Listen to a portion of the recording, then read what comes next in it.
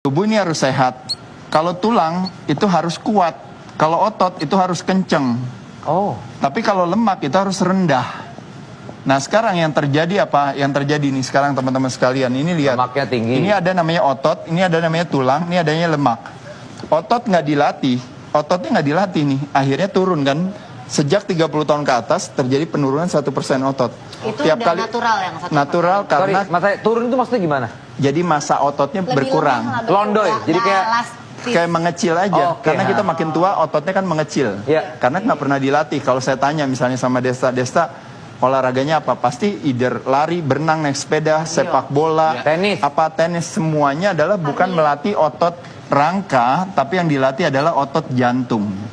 Kardio. Makanya kenapa kardio di sini oke, bagus gak bagus. Tapi bro, ini otot rangka kok nggak pernah dilatih. Otot rangka nggak dilatih, maka yang terjadi pelemahan tulang. Tulangnya lemah, geraknya lebih sedikit. Ketika geraknya sedikit, lemaknya meningkat. Ketika lemaknya naik, lemak itu bukan akibat, lemak itu cost. Jadi kalau kita lihat apa yang terjadi dengan kalau orang kadar lemaknya tinggi, tekanan darahnya naik gak?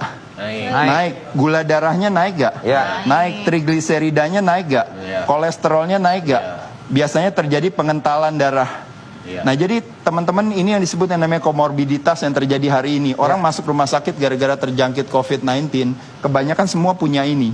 Tapi kalau pas kita cek kenapa ternyata kadar lemaknya tinggi. Kenapa kadar lemaknya tinggi? Karena tulangnya lemah. Kenapa tulangnya lemah? Karena nggak pernah latihan otot.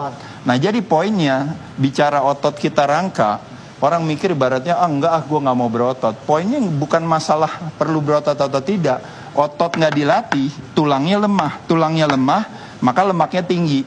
Saya sejak umur 14 tahun, dari tahun 1983-an, 84, sekarang saya udah 52. Dari dulu sampai sekarang, saya otot tiap hari saya latih. Tiap hari?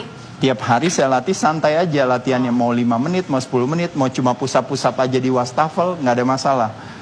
Otot dikencangkan, tulangnya kuat. Tulangnya kuat, gerak saya normal, metabolisme saya normal, akhirnya lemak saya rendah. Lemak saya di kisaran kurang lebih 10%-an. Sekarang nih? Ya, sekarang 10%. Kalau pas lagi persiapan tanding kan 5%. Tadi baru Nah, ngecek soalnya. poin saya, pertanyaannya adalah, apakah saya punya masalah dengan tekanan darah? Ya, jadi nggak ada. Punya masalah dengan gula darah? Jadi nggak ada. Punya masalah dengan berbagai hal, yang ini akhirnya harus ketergantungan sama obat. Ada masalah gak saya? Saya nggak ada. Nah, jadi poin saya adalah kenapa saya bisa terjadi penghambatan penuaan sehingga jadi bentuknya berbeda dengan orang 52 tahun yang lain. Hanya karena saya menjaga si ototnya saya kencangkan, maka tulang saya jadi tetap kuat. Maka apa yang terjadi? Lemak saya jadi rendah. Kalau lemaknya rendah berarti organnya berarti tetap sehat, cairannya berarti seimbang.